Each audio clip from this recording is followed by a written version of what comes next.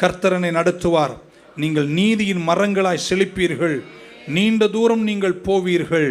நன்றி பலி மேலே எழும்பும்போது புது மாற்றங்களை கர்த்தர் கொண்டு வந்து இதுவரைக்கும் பிரவேசிக்காத அடுத்த அளவுகளில் பிரவேசிக்கும் கிருபை கர்த்தர் உங்களுக்கு தந்து, எல்லாரும் கையை உயர்த்தி 3 முறை சொல்லுங்க, இயேசுவே உமக்கு நன்றி. இன்னும் கொஞ்சம் நல்லா உற்சாகமாக உணர்வுபூர்வம், இயேசுவே இவ்வளோ தூரம் என் கூட இருந்தீங்களே உமக்கு நன்றி. நிஜமா நிஜமா இப்போ இந்த வாட்டி நிஜமா சொல்லுங்க, இயேசுவே உமக்கு நன்றி. சொன்னீங்களா? நான் சொல்றேன், நன்றி சொன்னாலே அடுத்த அளவுங்க. இயேசுவின் நாமத்தில் ஜெபத்தோட அறிக்கை செய்றேன். அடுத்த வாரம் வரும்போதே நன்றி சொன்ன உங்களை இன்னும் ஒரு அளவு நெக்ஸ்ட் லெவல் கர்த்தர் உயர்த்துவார்.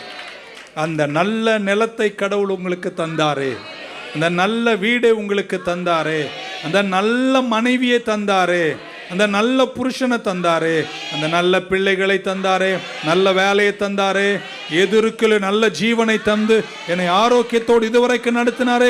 இதுவரைக்கும் தட்டாத மாதிரி கையை தட்டி ஒரு ஆமீன் மட்டும் சொல்லிடுங்க பார்க்கலாம். Be thankful to God. நீங்க கர்த்தருக்கு நன்றி உள்ளவங்களா இருந்தா ஒரு நாளும் உங்கள் களஞ்சியம் காலியாகாது. ஆமென். பக்கம் அடுத்த வாரம் நன்றியோடு உன்னை பார்க்க விரும்புகிறேன். வருவீர்ந்து கர்த்தருக்கு நன்றி செலுத்திட்டே இருங்க. வருகை வரைக்கும் நன்றி சொல்லுங்க. புத்து குலுங்கி பிரகாசிப்பீர்கள். முதிர் வயதிலும் கனி கொடுத்து வெற்றியாயிருப்பீங்க.